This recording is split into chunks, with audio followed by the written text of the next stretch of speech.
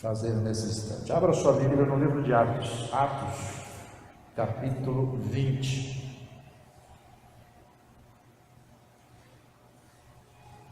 Atos, capítulo 20.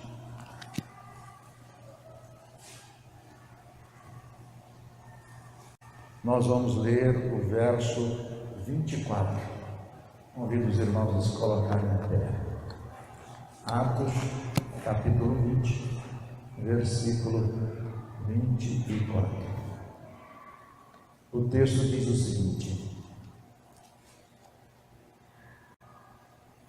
porém, em nada considero a vida preciosa para mim mesmo, contanto que complete a minha carreira e o ministério que recebi do Senhor Jesus, para testemunhar o Evangelho da graça de Deus. Amém?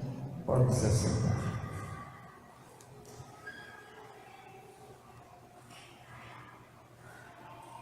Essa semana foi uma semana difícil para mim, por uma questão de saúde. Você até me perguntou por que eu não fui na prefeitura, né? Eu não tive condições de sair de casa essa semana, né? Só vim mesmo cumprir meu trabalho. Terça-feira eu fui para o culto na casa da irmã Vânia, a reboque, né? A irmã Patrícia, né? Fui na casa dela a reboque, né?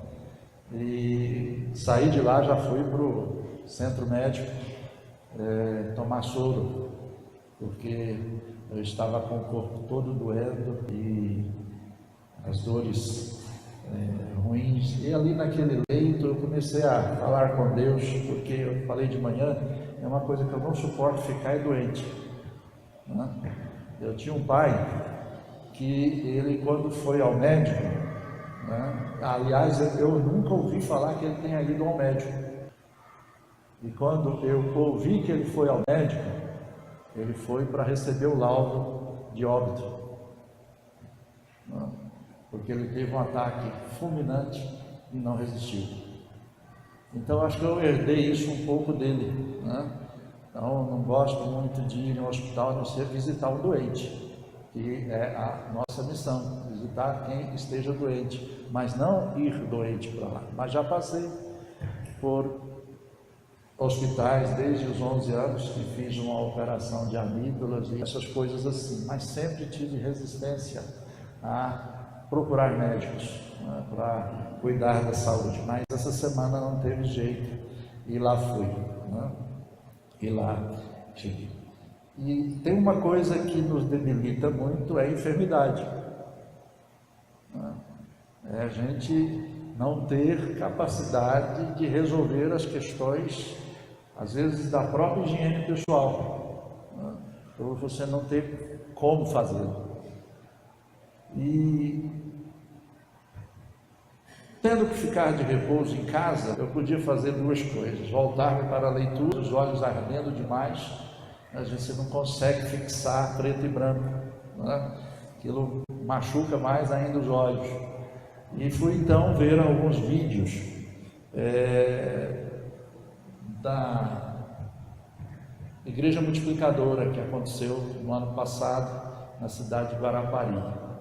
Eu gosto muito de participar de congressos, mas os custos são cada vez mais elevados, e eu louvo a Deus pela tecnologia, porque o congresso passa, eu tenho tudo de graça, certo? Tenho tudo de graça, para ver a hora que eu quero, como eu quero e quando eu posso.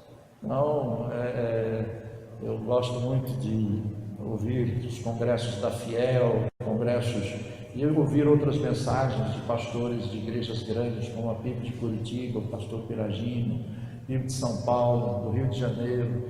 Então, todos esses recursos hoje nós temos na mídia e podemos lançar mão deles para ouvir, nos edificar e nos aprimorar e crescer na graça e no conhecimento de Cristo Jesus.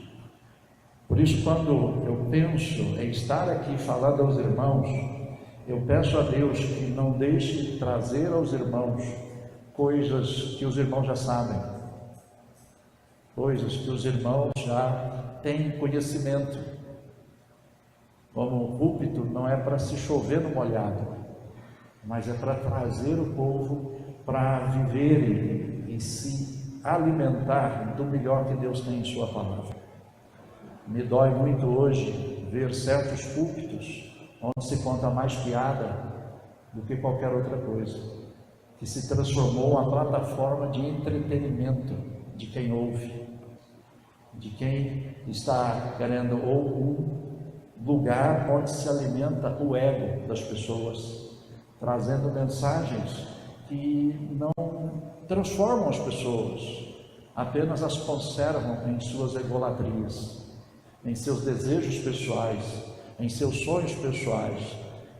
Púlpitos que incentivam as pessoas a pensarem mais em si mesmas do que no outro, e na maneira como podem tirar o que puderem de Deus, e não no modo como devem se entregar para Deus.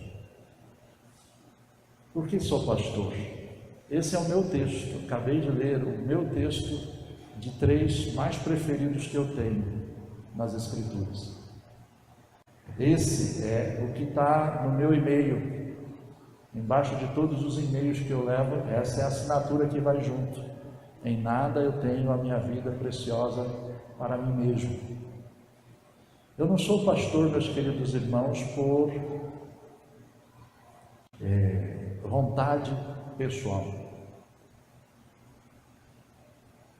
Eu fui chamado no dia em que eu me converti, com 11 anos de idade, na cidade de Goiânia, na Igreja Batista da Fama, pastor Elvio Coelho Lindoso.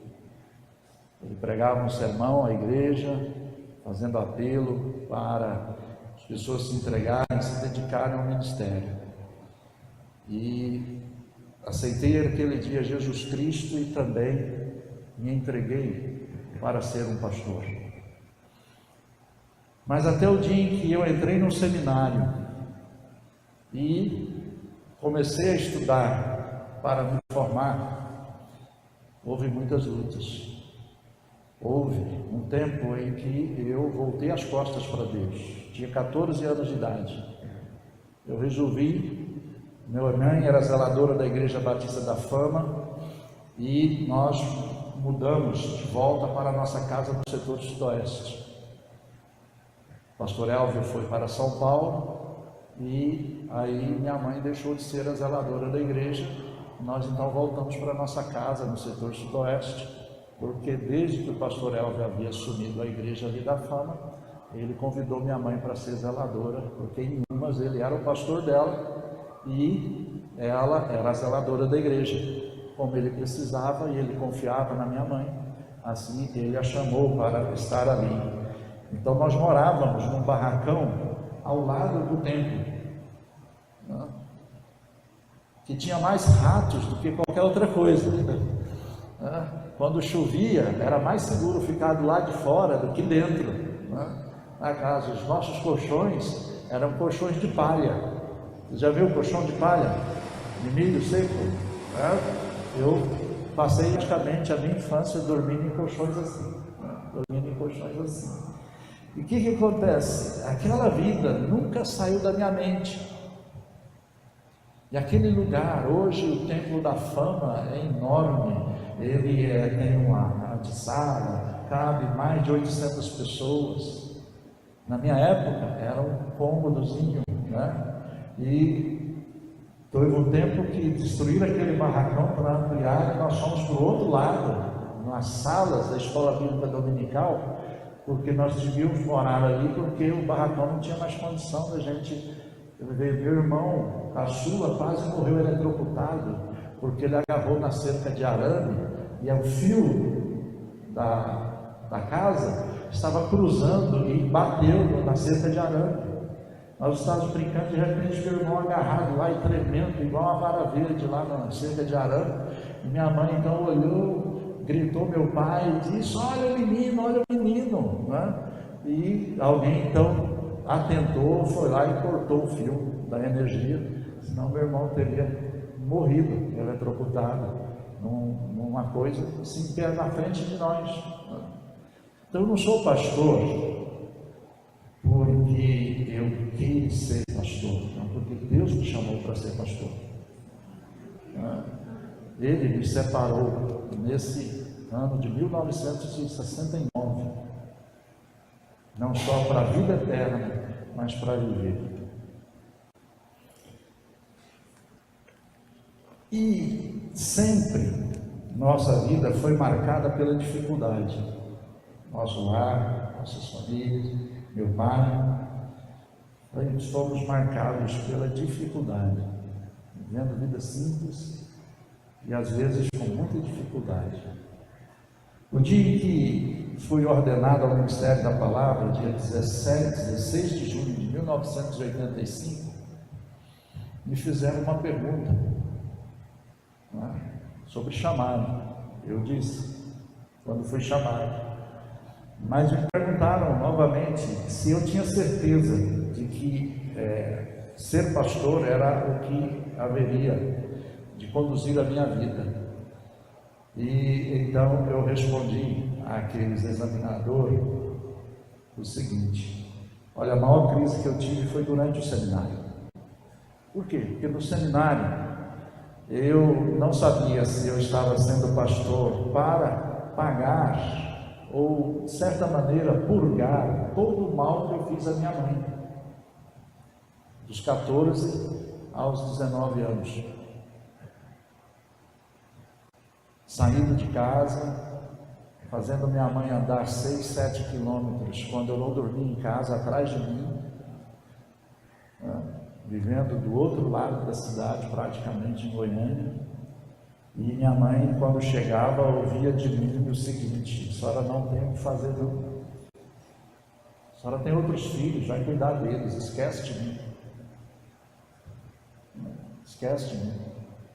Mas minha mãe nunca deixou de orar por mim e pedir na sociedade feminina, naquela época era sociedade feminina, oração pelo seu filho que estava longe do caminho do Senhor e que um dia ela havia consagrado eu a Deus. Eu a Deus. Qual era a minha crise? De que eu estar atendendo o chamado de Deus mais para compensar o mal que eu fiz à minha mãe e satisfazer o gosto dela, que ela desejava sempre ter um filho pastor. Um filho pastor. Meus queridos, essa crise foi durante todo o meu curso de seminário. Se eu estava sendo pastor para não dar alegria ao coração da minha mãe, e eu precisava de uma resposta de Deus para tirar isso do meu coração, porque isso não me sustentaria no ministério, isso não me daria condições de ser o pastor ou um pastor que realmente ajudasse as igrejas por onde eu passasse. Porque você não investe sua vida para acabar com culpa. Se a nossa vida, às vezes, as nossas decisões são para amenizar culpas que carregamos, nós não vamos ter sucesso no empreendimento qualquer que nós formos fazer. Por quê? Porque uma coisa que nós, como crentes, nunca devemos nos esquecer é que os nossos pecados e o peso da culpa por eles, Jesus levou na cruz. Ele carregou. Ele sofreu isso por nós, ele pagou o preço. Mas o nosso inimigo, ele sempre quer que nós nos lembremos de que nós somos pecadores e que Deus ao se aproximar de nós, ao invés de nos estender a mão, ele nos aponta o dedo. É assim que o diabo trabalha no nosso relacionamento com Deus. Ele não pode impedir mais, depois que a gente se torna cristão, um crente, um filho de Deus. Ele não pode ir lá no céu e riscar o nosso nome do livro da vida, porque quem escreveu ele lá foi Jesus Cristo, com o sangue dele. Então ele não pode fazer isso, mas o que ele pode? É impedir-nos de desfrutar a vida cristã com suas alegrias, mesmo diante das suas dificuldades, da maneira mais produtiva, mais gostosa, mais sanzonada, mais abençoadora possível. Ele pode fazer isso. E como é que ele consegue isso? Sempre nos levando a nos acusar e achar que nós podemos pagar os nossos pecados, que nós podemos purgar os nossos pecados, que nós podemos apagar os nossos pecados do nosso coração e com isso ficar livre da culpa. Não tem como. Não podemos fazer isso. Nós temos que crer que Jesus fez isso. E que quando Ele se aproxima de mim, de você, não é para cobrar as coisas erradas que nós estamos fazendo, não, mas para nos ajudar a evitar as coisas erradas que porventura nós estejamos fazendo. Ele quer nos fortalecer a dizer não ao pecado. Mas você de novo, outra vez, fazendo isso, não. Mas sempre, quando a gente se aproxima de Deus, alguma coisa ruim acontece com a gente, a primeira coisa que o diabo manda como um dardo inflamado é dizer: você está sofrendo isso porque você é um pecador. Não é assim que Deus age conosco. Os nossos sofrimentos, alguma parte dele pode ser consequência direta dos nossos pecados, sem dúvida nenhuma. Mas a maioria deles é problema da vida mesmo. Independente de eu estar vivendo uma vida santa ou uma vida cheia de pecado, nós passamos por tribulações, nós enfrentamos dificuldades. E um dia, falando com Deus, e naquele dia do exame, eu tive que fazer uma afirmação de fé profética para mim mesmo, de que Deus havia me separado para isso, e era para, obedecendo a Deus, que eu estava me candidatando e me colocando como uma pessoa examinada para pastorear a igreja. Claro que com isso eu estaria dando, como dei por muito tempo, enquanto minha mãe me deu, muita alegria ao coração dela, muita alegria, por ela saber que aquele menino que ela orou durante 5 anos, que ela viu nascer, que ela testemunhou o dia do seu batismo, que ela testemunhou o dia da sua nascimento espiritual, e que ela, cada dia que eu acordava, ia lá para o quarto e não encontrava, ela vestia sua roupa e a pé saía do setor sudoeste à Fama, em Goiânia, 6 quilômetros de caminhada, para ir 6 quilômetros, para voltar para casa, para saber onde está o filho, o que fazia o filho, e quando chegava ouvia coisas inacreditáveis. Deus me deu a tranquilidade e a certeza de que eu fui chamado não para dar só alegria ao coração da minha mãe, mas era a resposta de oração dela, e do amor que ela tinha não só por Cristo, mas também por mim. Meus queridos, eu tenho esse texto como filosofia, porque é a minha vida. Eu estou dando esse testemunho hoje para que os irmãos possam orar comigo, porque às vezes não é fácil manter esse padrão de vocação, não é fácil às vezes a gente caminhar nessa luta hoje. Quando eu fico lendo algumas coisas dos meus colegas nos grupos de pastores, quando eu vejo alguns colegas e a maneira como eles se comportam, o modo como eles agem e a maneira como eles veem o ministério. Eu fico olhando, eu falo, Senhor, o Senhor chamou essa pessoa.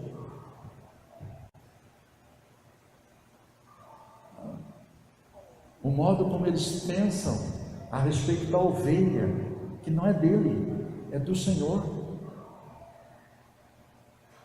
Alunos que eu tinha no seminário, sabe, que eu ficava olhando para eles assim, imaginando como pode ser um pensamento tão secularizado da fé. A última turma que ministrei no seminário, sabendo, eram 3 rapazes, nesse último semestre. Eu, trabalhando com eles teologia do Novo Testamento, um dia eu disse para eles, olha, conhecimento técnico, conhecimento acadêmico que vocês estão recebendo aqui, é só para vocês usar com uma coisa só, vocês serem a ponte entre o povo e Deus, e sendo essa ponte, vocês não acharem que o povo só vai entender Deus do modo como vocês explicar para eles. O que está faltando hoje, meus queridos irmãos, não só no ministério pastoral, mas na maioria do povo que se diz cristão, é piedade. Piedade. E o que é a piedade? É exatamente o que o apóstolo Paulo está dizendo aqui. Não tenho a minha vida preciosa para mim mesmo. A piedade é o sentimento e a atitude que nós demonstramos para com Deus de submissão e disposição de obediência a Ele. A piedade é aquilo que traz para a minha realidade uma certeza de que sem Jesus eu não posso fazer nada. Não posso. Então, quando eu leio esse texto, eu quero que Deus me transforme e me faça verdadeiramente observar em mim que a minha vida não pertence a mim mais. Eu não tenho direito sobre ela. Eu não tenho mais nenhum tipo de gerência sobre ela, porque ela já está determinada por Deus. Ela já está dirigida por Deus. E o apóstolo, então, ele diz aqui outra coisa, que ele não tem a vida preciosa para si mesmo, contanto que complete a minha carreira. Qual é a minha carreira?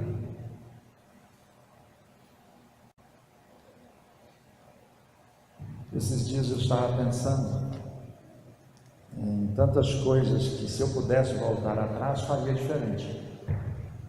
Não faria do mesmo jeito. Uma vez, quando assumi Jataí, minha filha já estava nomeada para missões mundiais, então ela foi para lá,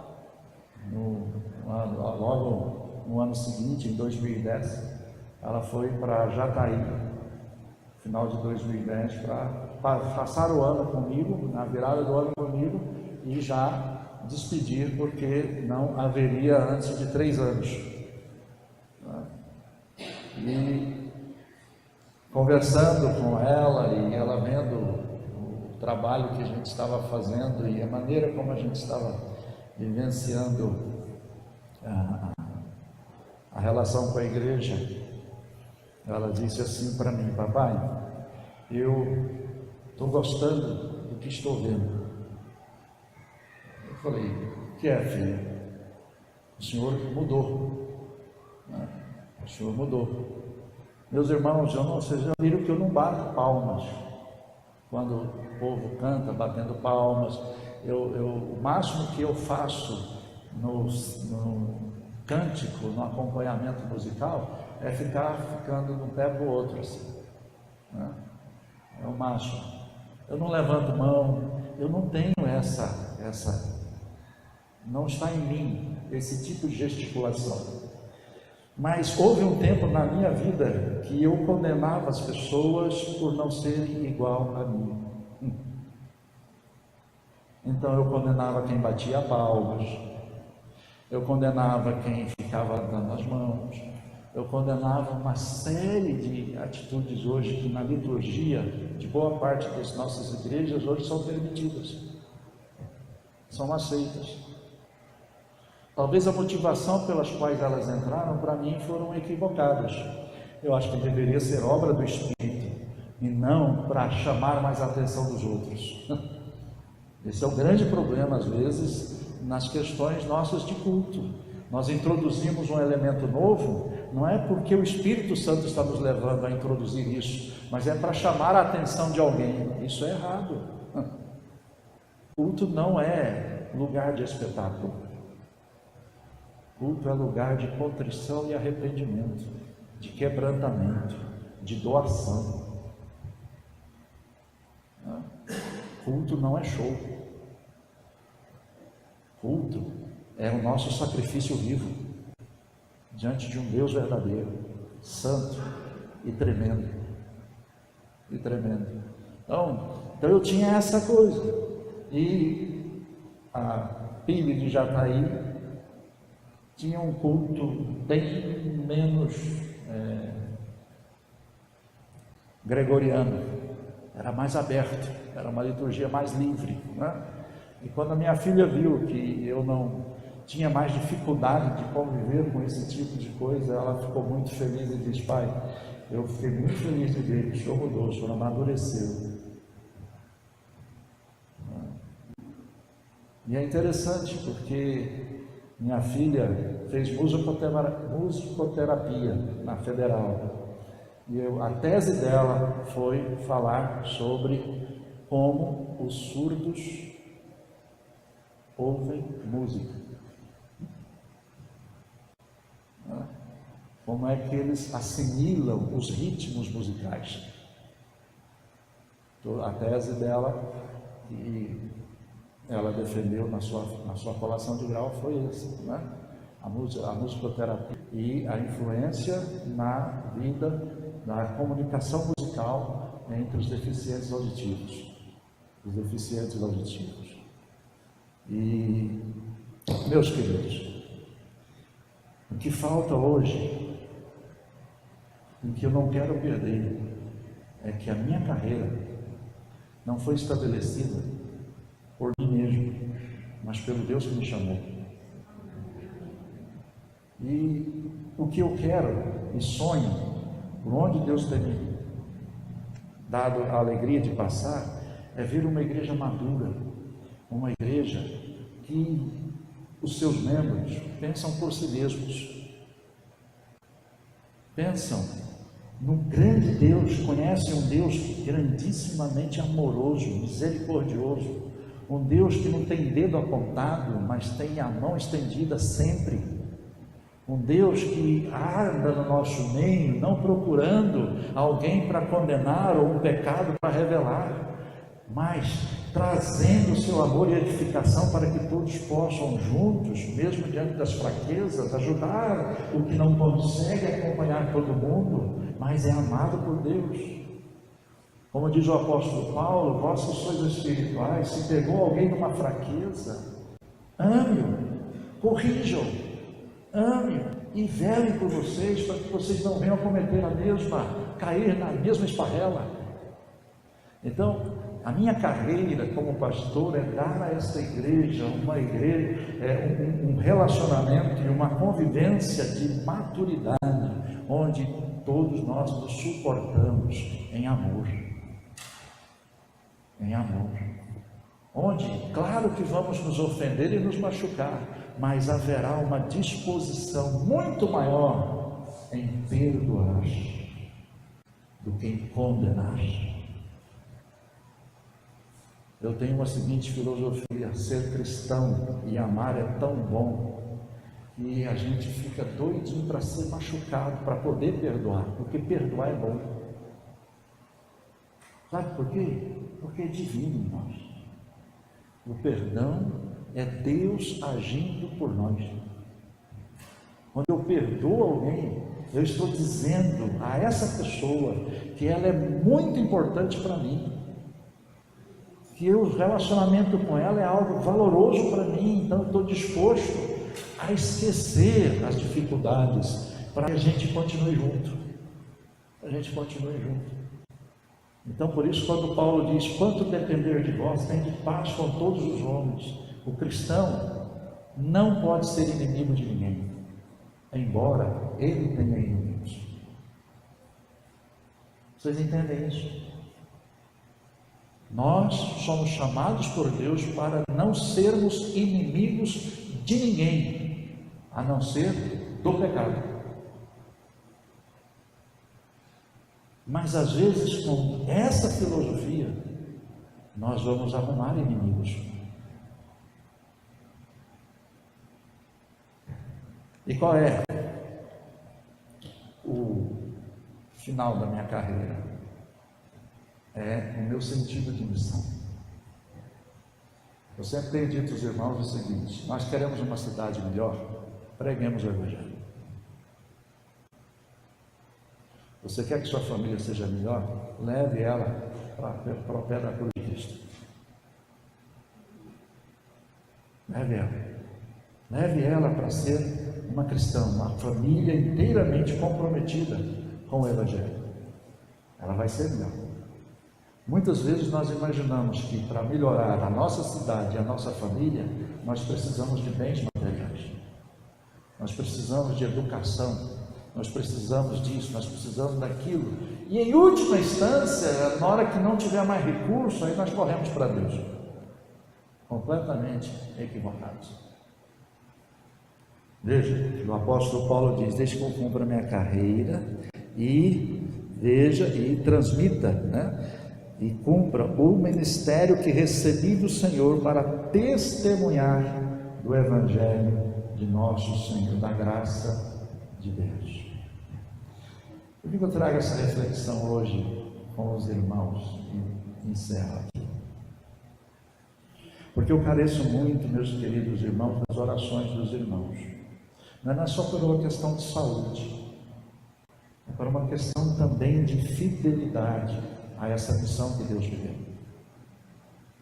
De fidelidade a Ele.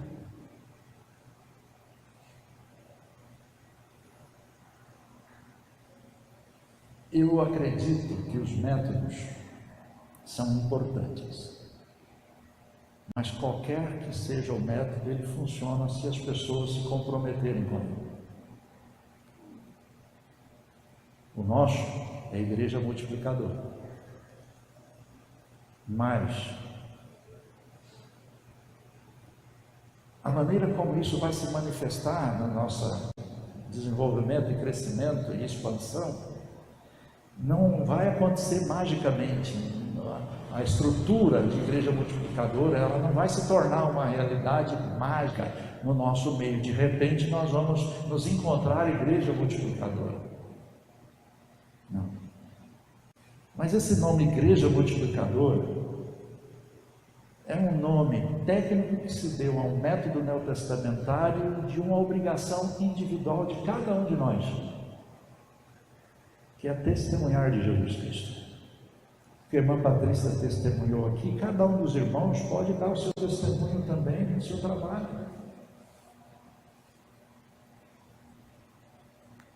O que falta às vezes para nós é o senso de missão, é a consciência de missão que Deus nos deu.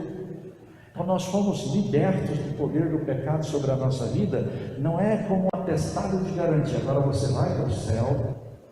Não, quando você morrer, você vai entrar no céu, você vai ser feliz para sempre. Não, não é só isso. Esse fato é que vai dar sentido agora à nossa existência. Por quê? Porque por onde eu for, eu não só devo ter essa consciência e evitar os valores mundanos e assumir sempre os valores do reino, eu devo procurar fazer e cumprir o que diz em Provérbios: arranque-os aqueles que estão indo para o abismo, livre-os de lá, tire-os de lá. E Provérbios continua dizendo: olha, não adianta você dizer que você não sabia que essa era a sua missão. Eu fui salvo, você foi salvo, nós fomos salvos para sermos instrumentos de Deus para salvar outros. Não há sentido na vida cristã em si mesma. Não é vida cristã. A vida cristã não é para nós ficar: Senhor me abençoa, Senhor me dá isso, Senhor me dá aquilo, Senhor me dá aquilo. Ele vai perguntar: para quê? Quantas almas você vai ganhar com isso?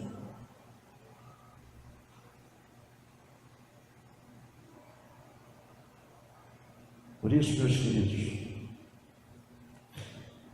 eu estou aqui junto com os irmãos para continuar cumprindo a missão que Deus me deu, que é testemunhar o Evangelho da graça de Deus.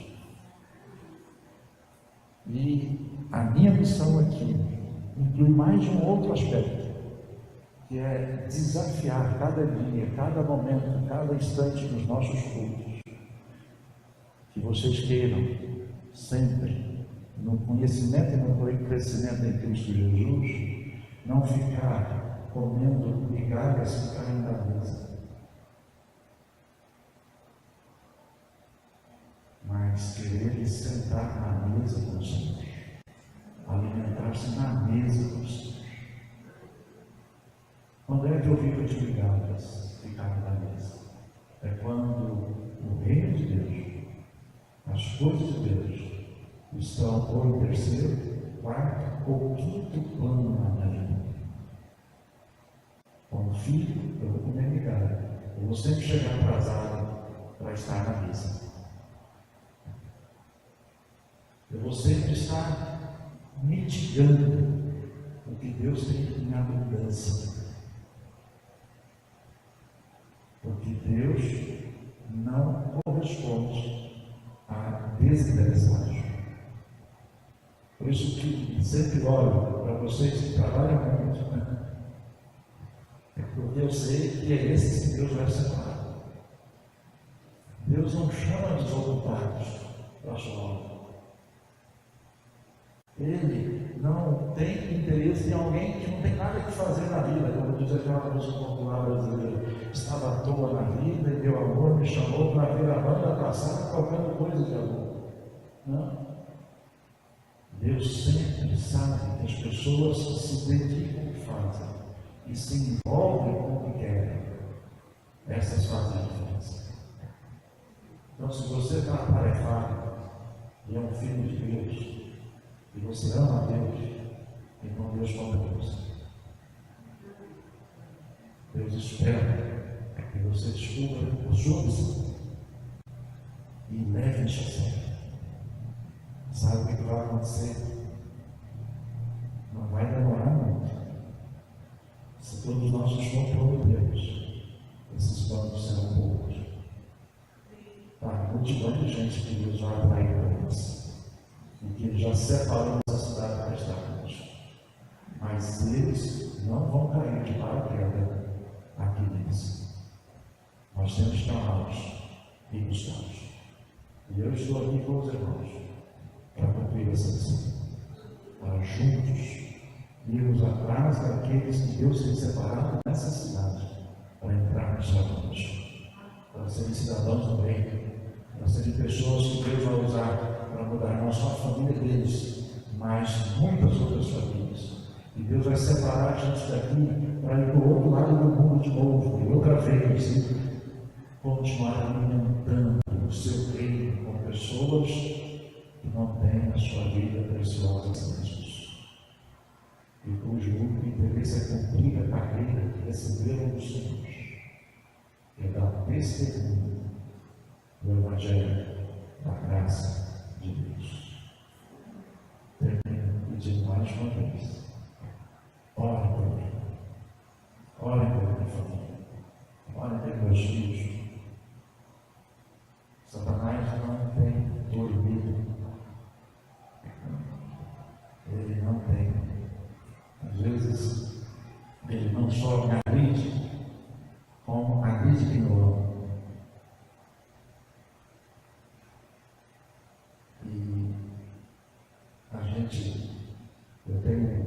tipo de lidar com as trevas, né? Muito particular. E não sou de ficar fazendo estardalhaço, mas a Bíblia dá discernimento para nós entendermos as artimanhas do inimigo e as ciladas que muitas vezes ele nos abre para a gente cair. Para a gente cair. Por isso, não descansem, vigiem, orem, porque grande é a obra que Deus tem para nós nessa cidade. E nós, por enquanto, eu sinto, ainda estamos distantes uns dos outros, distante dessa visão que Deus tem dado a essa igreja, de ser uma igreja relevante para essa sociedade, para essa cidade. Ano que vem, esse ano nós vamos completar 39 anos. Nós vamos celebrar isso com muita vibração, com gente nova aqui, pessoas já batizadas na nossa igreja, né? Com gente chegando e grandes desafios diante dos nossos olhos. No ano que vem, nós estaremos fechando a primeira geração. 40 anos de organização dessa igreja. A primeira geração.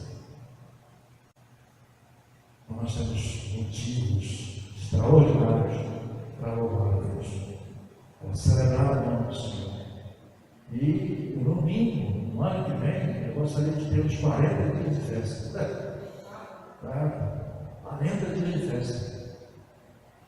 Realmente dizermos a Deus, nós te amamos e queremos ser a diferença nesta cidade, neste lugar.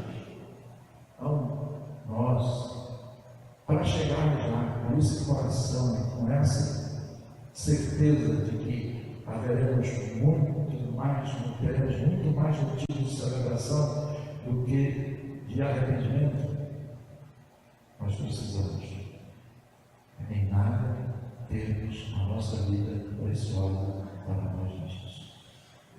Piedade. Nós precisamos cumprir, desejar cumprir a carreira que Deus nos deu. Isso é comprometimento. E nós precisamos saber que a missão que Deus nos deu é testemunharmos do Evangelho da graça de Deus. Isso é propósito. Isso é objetivo. Isso é alvo. Sendo assim, e estando aqui com os irmãos para esse tempo e para essa época, eu quero de todo o meu coração ser essa velhinha que já está bem pequenininha, que já não está tão grande, os 21.550 dias que no dia 17 eu completei. 21.550 dias. Eu sei que eu vou viver mais tantos dias assim pela frente. Mas, naquele dia eu pedi a Deus, Senhor, eu quero me deixar caçar todos os restos dos meus dias para trazer para essa cidade uma igreja para a glória do Teu nome. E glorifica o Teu nome. Um povo cuja história será contada do outro lado do mundo e será anunciado no mundo inteiro. E na cidade de Nicarágua tem um povo que ama o Senhor de todo o seu coração, de toda a sua alma, de todo o seu entendimento. E por isso faz a diferença. Amém? Deus nos abençoe. Por sua força, vamos orar. Pai, nesta noite, ó Deus, eu te louvo, porque como teu povo nos reunimos para celebrar a vida que o Senhor tem dado aos irmãos que durante essa semana completaram mais um ano de vida, a vida que o Senhor tem dado a esta igreja, que mais uma vez iniciou a semana voltada para a Tua Palavra, buscando entender a Tua vontade para a vida de cada um de nós. Pai, eu te louvo porque hoje, mais do que nunca, é dado a mim e a minha família a certeza de que foi para esse momento que o Senhor nos preparou para vivermos. E queremos, ó Deus, diante de Ti, nos colocarmos como instrumentos em que a única coisa mais preciosa para nós é cumprir a missão que o Senhor nos deu. É fazer com que o Evangelho nesta cidade chegue a cada lar, a cada vida, a cada pessoa. Abençoa-nos, ó Deus. Fortalece a Tua igreja. Encha-nos de ânimo e de visão do Senhor. E abençoa cada família para que possamos verdadeiramente termos como mais precioso para cada um de nós é cumprir a missão que o Senhor nos deu. Em nome de Jesus. Amém, Senhor. Deus abençoe a todos.